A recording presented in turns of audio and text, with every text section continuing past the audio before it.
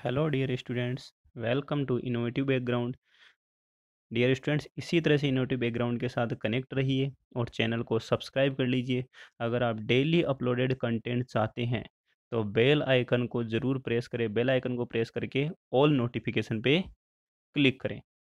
Okay students, student मैं रोज़ रोज़ particular किसी बच्चे को शेयर तो कर नहीं सकता कि डेली डेली मैं शेयर करूँ। तो इससे बढ़िया है ना, आप चैनल को सब्सक्राइब कर ले और बेल आइकन को प्रेस कर ले। और बच्चों, आपको पता होना चाहिए ये जो मैं कंटेंट प्रोवाइड करवा रहा हूँ शायद ही आपको यूट्यूब चैनल पे मिल जाए। ओके, मैं आप लोगों को प्रीवियस ईयर में किस किस टाइप के क्वेश्चंस आए हुए हैं सारे करवाऊंगा। और जो कंटेंट है ना, अगर उसे उसको आपने अच्छी तरह से पढ़ लिया तो आप एवरी क्वेश्चन, किसी भी टाइप का क्वेश्चन है उसको आराम से इजीली सॉल्व कर सकते हो। ठीक है बच्चों, तो आज हम कुलाम्स लॉ पे बेस्ड कुछ कॉन्सेप्ट पढ़ने जा रहे हैं। ठीक है बच्चों, तो सबसे पहले बच्चों आपने क्या देखा, कुलाम्स लॉ के लिए जो आपका इलेक्ट्रोस्टैटिक फोर्स का फॉर्मूला आया था वो क्या था जनरली हमारे पास में, F equals to K q one Q two upon are square, right, where K is equals to proportionality constant, right. और ये हमेशा क्या होता है, आपका पॉजिटिव होता है and it always depend on medium, right dear students. ये आपका यूनिवर्सल कांस्टेंट नहीं होता, ये हमेशा क्या होता है, किसी मीडियम के ऊपर डिपेंड करता है। एंड इसकी वैल्यू आपकी मैंने पहले बताई थी, वैक्यूम के लिए इसकी वैल्यू हम क्या लिखते हैं, K is equals to 1/4 pi epsilon nought, right. And for medium के लिए आपकी इसकी वैल्यू क्या आती है, K equals to 1/4 pi epsilon, right dear student. इसकी वैल्यू आपका जो वैक्यूम के लिए जो के की वैल्यू है, इसके लिए तो वैल्यू आपकी फिक्स थी 9 × 10⁻⁹। बट आपके मीडियम के लिए के की वैल्यू में डिफाइन नहीं कर सकता because there are different different types of medium, right dear students. अब डियर स्टूडेंट्स, यहाँ पे मैंने आप लोगों को एक चीज़ बताई थी, यहाँ पे एक है एप्सिलॉन नॉट, एक यहाँ पर है एप्सिलॉन। तो आज मैं आपको थोड़ा परमिटिविटी अच्छे से समझाने वाला हूँ। काफ़ी बच्चे बस खाली रट लेते हैं उसको कि परमिटिविटी, रियल में परमिटिविटी होती क्या है। ओके डियर स्टूडेंट्स, चलो मैं आपको आज परमिटिविटी समझाने वाला हूँ। आज आज का कंटेंट बहुत ज़बरदस्त होने वाला है बच्चों। तो बच्चों देखो, आपने एक तो देखा एप्सिलॉन नॉट और एक आप ले रहे हो एप्सिलॉन। ये है आपके for vacuum, right dear students, ये वैक्यूम की परमिटिविटी है और ये आपकी मीडियम की परमिटिविटी है। ये है मीडियम की परमिटिविटी। अब परमिटिविटी रियल में होती क्या है डियर स्टूडेंट, स्टूडेंट्स परमिटिविटी जो आपकी है ना वो क्या है, generally the ability of a medium to store electric potential energy. क्या बच्चों, इलेक्ट्रिक पोटेंशियल एनर्जी। जैसे मैं आपको एक वैक्यूम में लेके दिखा देता हूँ। तो आपने क्या देखा होगा, वैक्यूम जो है, मान लो ये वैक्यूम है, यहाँ पे मैंने इस तरह से ये वैक्यूम ही ले रखा है यहाँ पे कोई, ठीक है ना। तो आपने क्या देखा, वैक्यूम कभी चार्ज को स्टोर कर सकता है, इलेक्ट्रिक पोटेंशियल एनर्जी स्टोर कर सकता है ना, वेरी लेस, वेरी लेस। हम अप्रोक्सीमेट जीरो ही लेके चलते हैं। इसलिए आपने क्या देखा होगा, वैक्यूम की जो परमिटिविटी कितनी आती है, 8.85 10⁻12, राइट। बट बच्चों अगर मैं किसी कंडक्टर की बात करता हूँ तो कंडक्टर क्या करता है, आपका इलेक्ट्रिक पोटेंशियल एनर्जी स्टोर करने की जो कैपेसिटी एबिलिटी है ना बहुत ज़्यादा होती है, हाई होती है, राइट। अगर हम दूसरे टर्म में देखें तो आपकी जो इलेक्ट्रिक फील्ड लाइंस है किसी भी सब्सटेंस में से कितनी पास हो सकती है। अगर हम वैक्यूम की बात करें तो वैक्यूम में ज़्यादा से ज़्यादा आपकी इलेक्ट्रिक फील्ड लाइंस पास होएगी विदाउट ऑब्स्ट्रक्शन। बट ये आपका जो इलेक्ट्रिक पोटेंशियल एनर्जी उसको स्टोर नहीं कर सकता। इसलिए आप है ना जनरली परमिटिविटी को इस तरह से याद करो, कितनी वो इलेक्ट्रिक पोटेंशियल एनर्जी को स्टोर कर सकता है। अगर स्टोर करने की कैपेसिटी बहुत कम है तो उसकी परमिटिविटी भी लेस होने वाली। और अगर उसकी पोटेंशियल एनर्जी को स्टोर, इलेक्ट्रिक पोटेंशियल एनर्जी को स्टोर करने की कैपेसिटी एबिलिटी बहुत ज़्यादा है तो उसकी परमिटिविटी हाई होने वाली है, राइट। तो यहाँ तक तो आपको समझ में आ गया होगा कि परमिटिविटी रियल में होती क्या है। ठीक है बच्चों, अब हमारे पास में बच्चों एक आता है रिलेटिव परमिटिविटी या डाइलेक्ट्रिक कांस्टेंट, जिसको आपने क्या बोला था, epsilon R. Epsilon R equal to क्या आता है, the ratio of permittivity of medium to permittivity of vacuum, right dear student. अब देखो बच्चों, ये फॉर्मूला आ तो गया, रियल में ये आया कैसे। आप क्या करो, हमारे पास में दो चार्ज है Q1 एंड Q2, उनको पहले आप r डिस्टेंस के अंदर वैक्यूम के अंदर प्लेस कर लो और उनके बीच जो फोर्स लग रहा है ना उसको मैंने लिया F not, force between two charges in vacuum. अब उन्हीं दो चार्जेस को मैं किसी मीडियम के अंदर प्लेस कर लेता हूँ और उसी डिस्टेंस r के ऊपर प्लेस कर लेता हूँ। अब उन दो चार्ज के बिटवीन जो आपका फोर्स लग रहा है वो क्या है, F है। यही जो रेशियो है ना बच्चों आपका F nought upon F M, यही क्या है एप्सिलॉन आर। यही क्या है बच्चों एप्सिलॉन आर, डाइलेक्ट्रिक कांस्टेंट या फिर आप क्या बोल सकते हो रिलेटिव परमिटिविटी। तो आपका ये तो हो गया परमिटिविटी के टर्म्स में, और ये क्या हो गया फोर्स के टर्म में। इट मीन्स आपको एक जनरल फॉर्मूला तो अच्छी तरह से याद रखना है डाइलेक्ट्रिक कांस्टेंट के लिए या फिर रिलेटिव परमिटिविटी के लिए। इट मीन्स रिलेटिव परमिटिविटी है क्या चीज़ यहाँ पे। इट मीन्स देखो बच्चों आप क्या कर रहे हो यहाँ पर वैक्यूम की जो परमिटिविटी ना उससे कंपेयर कर रहे हो मीडियम की परमिटिविटी को, राइट। मीडियम के परमिटिविटी के अंदर आपने डिवाइड किया वैक्यूम की परमिटिविटी से। इसी टाइप से आपने क्या देखा दो चार्ज को जब वैक्यूम में रखा तो उसका कुछ फोर्स आया उन दो चार्ज के बिटवीन।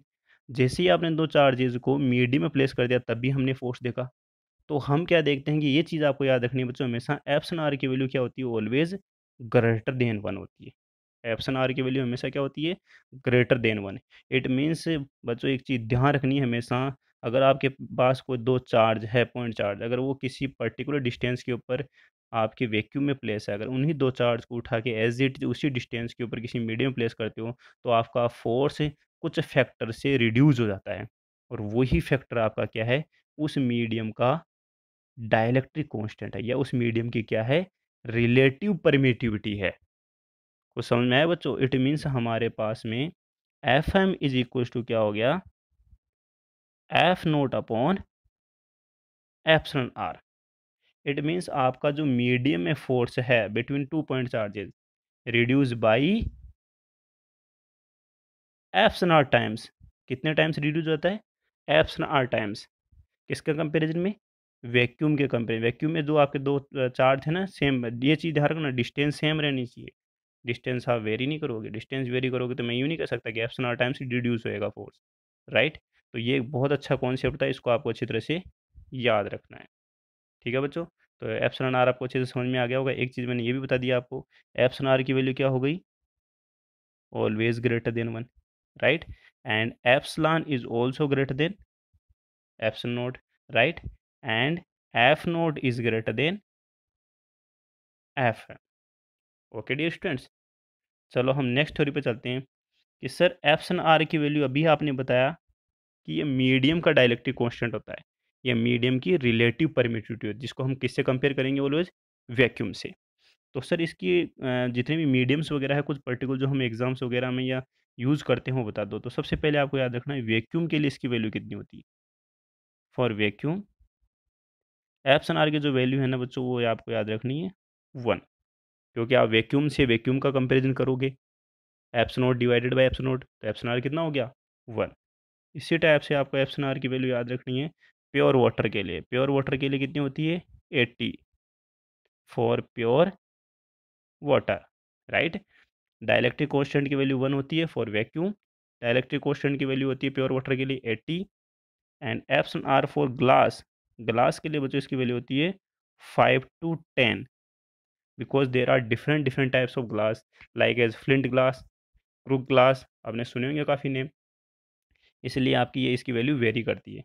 लेकिन मेन आपको वैल्यू याद रखनी है एक तो वैक्यूम के लिए, और एक और इम्पोर्टेंट वैल्यू आपको याद रखनी है फॉर कंडक्टर, फॉर कंडक्टर और मेटल,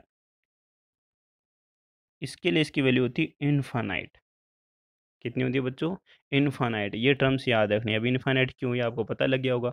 अगर हम वैक्यूम के कंपैरिजन में किसी मेटल या कंडक्टर के ऊपर चार्ज स्टोरेज की या आपके इलेक्ट्रिक पोटेंशियल एनर्जी की स्टोरेज की कैपेसिटी देखें तो बहुत ज़्यादा होती है। आपने देखा होगा जब हम किसी कंडक्टर को चार्ज के पास लेके आते हैं तो इसके चार्ज इंड्यूस हो जाता है इसके ऊपर, होता नहीं होता। अब जब चार्ज इंड्यूस हो गया तो इसमें पोटेंशियल एनर्जी स्टोर करने की कैपेसिटी बढ़ गई। इट मीन्स इसके अंदर स्टोर आपकी जो इलेक्ट्रिक पोटेंशियल एनर्जी स्टोर करने की कैपेसिटी है। सो we can say a conductor has a infinite capacity of storage charge, right, या पोटेंशियल एनर्जी स्टोर करने की कैपेसिटी होती है। सो इसके लिए आपको एप्सिलॉन आर की वैल्यू कितनी याद रखनी है इनफाइनाइट। ठीक है डियर स्टूडेंट्स। अब इसके ऊपर जो न्यूमेरिकल्स वगैरह होंगे आपके फोर्स पे डाइलेक्ट्रिक कांस्टेंट पे, वो नेक्स्ट सेशन में हम करने वाले हैं। सो इस लेक्चर को देखने के बाद उस लेक्चर को देखना बिल्कुल ना भूलें।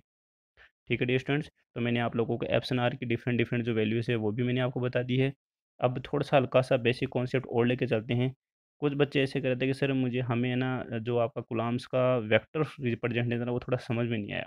तो देखो मैं सबसे पहले कूलम्ब्स लॉ है ना उसको दोबारा से अच्छे से आपको डिस्क्राइब करने वाला हूँ, क्या है क्या नहीं है। कूलम्ब्स लॉ आपको तो पता ही था कि ये क्या किस किस पे फैक्टर्स पे डिपेंड करता है, दोनों चार्ज की वैल्यूज़ पे डिपेंड करता है, उनके प्रोडक्ट के डायरेक्टली प्रोपोर्शनल होता है और उनके बीच जो डिस्टेंस है उसके स्क्वायर के इन्वर्सली प्रोपोर्शनल होता है।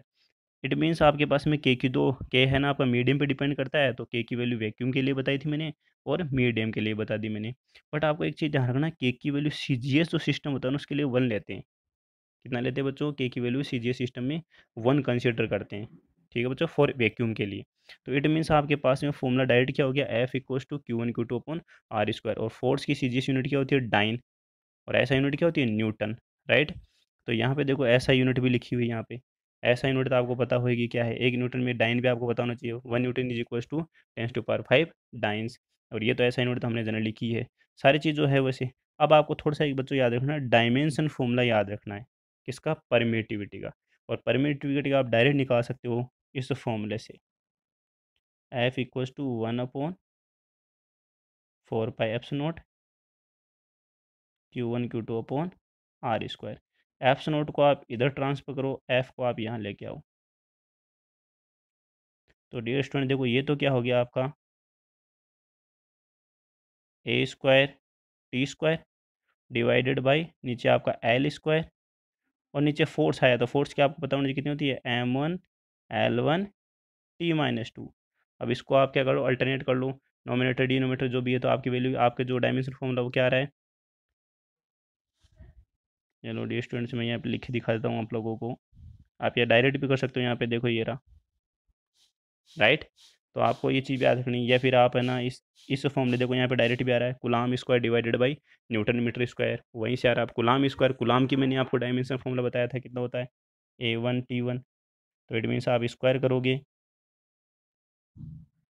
राइट। न्यूटन का मैं करके दिखाता हूँ आप लोगों को, और क्या करूँ फिर, m1L1T-2, और मीटर स्क्वायर आपका कितना हो गया, L2। ठीक है डियर स्टूडेंट्स। तो डियर स्टूडेंट देखो क्या आ रहा है, m⁻⁻1 L⁻−3। राइट। और आपका कितना आ रहा है, T2 एंड A2। ठीक है बच्चों। तो एक चीज़ ध्यान रखना, तो वहाँ स्क्वायर था तो T⁻4 हो गया, A2, तो ध्यान रखना यहाँ पे m⁻−1 है, यहाँ पे क्या ये m⁻−1। दूसरी चीज़ आपको ये भी ध्यान रखना है, सनलाइट की जो स्पीड होती है उसका फॉर्मूला होता है 1/√μ0 इंटू एप्स नोट। ये थोड़ा हम आगे पढ़ेंगे, वैसे तो इलेक्ट्रोमैग्नेटिक वेव्स के अंदर ये आपकी वैक्यूम की परमिटिविटी है और ये वैक्यूम की परमेबिलिटी है। इलेक्ट्रिक फील्ड में ये यूज़ करते हैं और मैग्नेटिक फील्ड में ये यूज़ करते हैं, μ0 मैग्नेटिक फील्ड के लिए यूज़ करते हैं परमेबिलिटी, और यहाँ पे इलेक्ट्रिक फील्ड में क्या यूज़ करेंगे, परमिटिविटी। राइट। नेक्स्ट जो मैं कह रहा था कि वेक्टर फॉर्म कैसे रिप्रेजेंट करते हैं, काफ़ी बच्चों की क्यूरी थी कि सर वेक्टर फॉर्म रिप्रेजेंटेशन है ना वो अच्छे से समझा दो, हमें काफ़ी प्रॉब्लम्स आ रही है वेक्टर रिप्रेजेंट। तो बच्चों देखो इसके लिए सबसे पहले आप लोगों को है ना वेक्टर अच्छे से आने चाहिए। तो मैं थोड़ा सा वेक्टर्स को लेके चलता हूँ। देखो मैंने यहाँ पे क्या कंसिडर किया है, 2 पॉइंट चार्ज लिए मैंने यहाँ पे, उनके बीच डिस्टेंस कितनी है, आर। ये पॉइंट चार्ज आपका कितना है, Q1, और ये पॉइंट चार्ज क्या है, Q2। दोनों क्या है बच्चों आपके सेम नेचर के हैं, तो सेम नेचर के तो फोर्स की डायरेक्शन आउटवर्ड डायरेक्शन में पहले ही बता चुका हूँ। ये आपका टू चार्ज, इसलिए मैं लिखूंगा इस पे force F21 vector, force on Q2 charge due to Q1, और इस पे फोर्स कितना हो गया, F12 vector, force on Q1 due to Q2 charge. Right. अब जब आपने इनके बीच डिस्टेंस आर ले ली है, तो आपने देखो यहाँ पे फोर्स के ऊपर वेक्टर लगाया है, और हमेशा जब भी कोई वेक्टर होता है तो उसकी डायरेक्शन शो करना बहुत ज़रूरी होता है। इसके लिए हम यूज़ करते हैं यूनिट वेक्टर। तो देखो मैं 1 से 2 की तरफ चल रहा हूँ, तो यहाँ पे यूनिट वेक्टर लूँगा मैं R12 के। 2 से 1 की तरफ चल रहा हूँ, तो मैं यहाँ पे यूनिट वेक्टर लूँगा R21 के। ठीक है डियर स्टूडेंट्स, यहाँ तक समझ में आ गया। नेक्स्ट देखो अब हम क्या करने वाले हैं, पहले आप इस फोर्स को रिप्रेजेंट कर लीजिए। तो मेरे पास में F12 वेक्टर क्या आ गया, के Q1 Q2 divided by distance कितनी है आपकी, आर स्क्वायर। डायरेक्शन कितना रहे आपकी, वन से सॉरी 2 से 1 की तरफ। देखो आपको ऊपर जो ऊपर स्लाइड आपको जो अभी जस्ट बताया उसके मैंने क्या बताया था, F12 फोर्स की डायरेक्शन कितनी थी इधर, और यूनिट वेक्टर क्या था R21। ठीक है बच्चों, तो ये तो हो गया आपका F12। इसी टाइप से आप क्या देखोगे, F21 vector force on Q2 charge due to Q1, क्या आ गया K Q1 Q2 divided by R square, और F21 किधर था इस डायरेक्शन में, और यूनिट वेक्टर इधर क्या था R12 कैप, क्या हो गया बच्चों R12 कैप। अब एक चीज़ ध्यान रखनी है, R12 cap and R21 cap दोनों का मैग्नीट्यूड तो वन होता है क्योंकि ये आपकी क्या है यूनिट वेक्टर्स है, बट इनकी डायरेक्शन क्या होती है अपोजिट डायरेक्शन में। क्या है इनकी डायरेक्शन अपोजिट डायरेक्शन में। सो we can say F21 vector equals to, again मैं रिपीट कर रहा हूँ इसको, Q1 Q2 divided by R square, और इसकी डायरेक्शन किधर थी आपकी R12 कैप, राइट। बट ये किसके इक्वल है, माइनस R21 के, राइट। अगर आप F12 वेक्टर जो फॉर्मूला है आपका F12 वेक्टर, अगर उससे कंपेयर करते हो कि Q1 Q2 upon are square, और यहाँ क्या आ रहा है आपका 2 1 वेक्टर, दोनों फॉर्मूले सेम सेम है, बट यहाँ पर नेगेटिव साइन एक्स्ट्रा है। इट मीन्स दोनों फोर्स आपके इक्वल तो है बट अपोजिट डायरेक्शन में है। सो we can say F12 vector is equals to minus F21 vector, right students.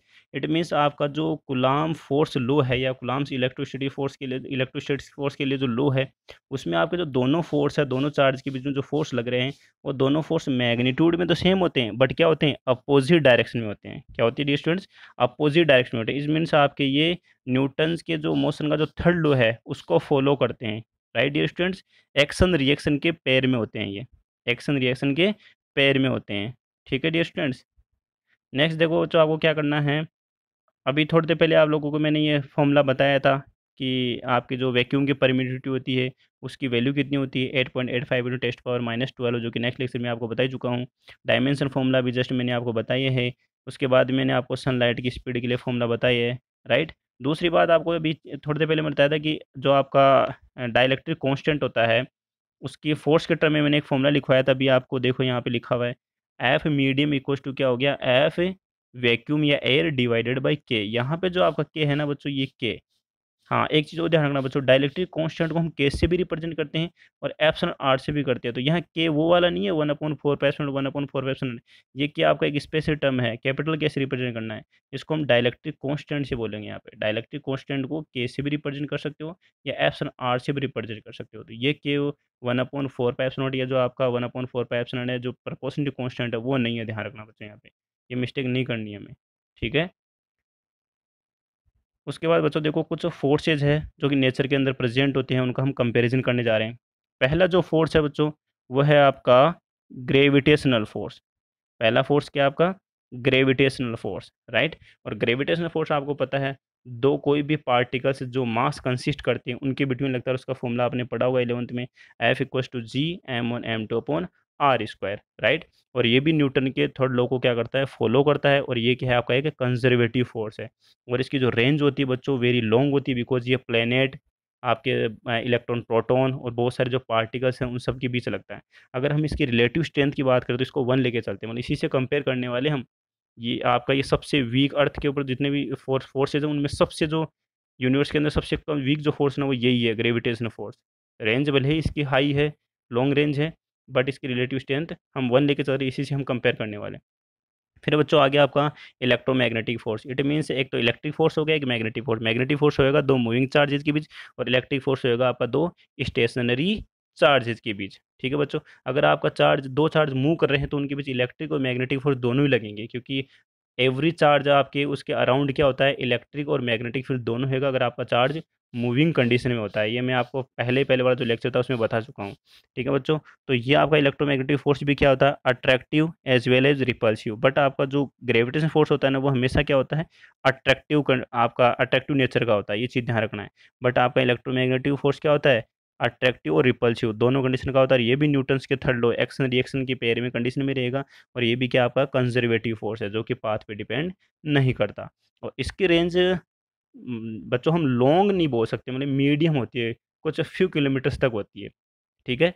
तो इसकी रेंज हो गई और इसकी अगर स्ट्रेंथ की बात करें तो होती है 10⁻37, 10⁻37 as compare to gravitational force. It means आपने 2 पार्टिकल्स लिए, चार्ज पार्टिकल्स, उनके बीच अगर आपने ग्रेविटेशनल फोर्स देखा तो मान लो कुछ ना कुछ वैल्यू आएगी। अगर आप इलेक्ट्रोमैग्नेटिक फोर्स देखते हो तो वो आपका क्या रहेगा, ग्रेविटेशनल फोर्स के कंपैरिजन में 10⁻37 मोर रहेगा, राइट? ऐसे आपका हो गया न्यूक्लियर फोर्स, ये आपके न्यूक्लियस के अंदर प्रेजेंट न्यूक्लियॉन्स, न्यूट्रॉन और प्रोटॉन के बीच लगता है, ठीक है? और आपके यूनिवर्स में सबसे स्ट्रॉन्ग जो फोर्स है ना बच्चों, यही है। इसकी जो रिलेटिव स्ट्रेंथ होती है 10⁻39 as compare to gravitational force, right? और इसके लिए जनरली जो फॉर्मूला होता है ना, इसका फॉर्मूला होता है यू नॉट। यू नॉट यहाँ पर बच्चों हम पोटेंशियल एनर्जी कंसीडर करते हैं, और ई की power r upon r naught. R naught है ना आपकी जनरली डिस्टेंस होती है 0.8 फर्मी।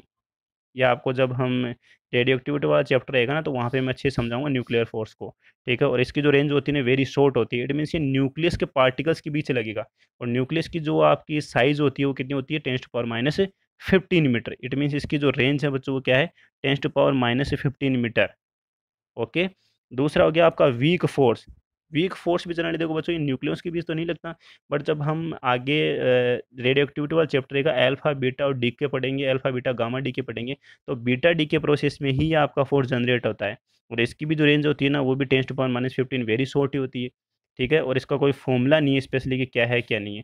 और इसकी जो रिलेटिव स्ट्रेंथ होती है वो होती है 10⁻24। किससे कंपेयर करें तो ग्रेविटेशनल फोर्स से। इट मीन्स बच्चों आपने क्या देखा, सबसे स्ट्रॉन्ग फोर्स कौन सा है हमारे पास में, न्यूक्लियर फोर्स। आफ्टर देन कौन सा है, इलेक्ट्रोमैग्नेटिक फोर्स। आफ्टर देन कौन सा है बच्चों, वीक फोर्स। और आफ्टर देन क्या है, ग्रेविटेशनल फोर्स। एक चीज़ ध्यान रखनी है। और एक चीज़ मैंने ये बताया था, कुलाम का जो फोर्स है, कुलाम्स लॉ वाला जो फोर्स है, इट मीन्स कुलाम्स जो फोर्स है वो हमेशा दो स्टेशनरी चार्ज के बीच एग्जिस्ट करेगा। दोनों स्टेशनरी होने चाहिए, मूविंग कंडीशन में नहीं होने चाहिए। ये मैंने पहले भी आप लोगों को बताया था। और जो आपका Coulomb's law and gravitational force है, Coulomb's force and gravitational force, दोनों ही आपके क्या होते हैं, स्क्वायर इनवर्स लॉ को फॉलो करते हैं, ठीक है बच्चों? इनवर्स स्क्वायर लॉ को फॉलो करते हैं, 1/r² के प्रोपोर्शन होंगे दोनों। ओके डियर स्टूडेंट्स, आज के लिए इतना ही काफ़ी है। Thank you.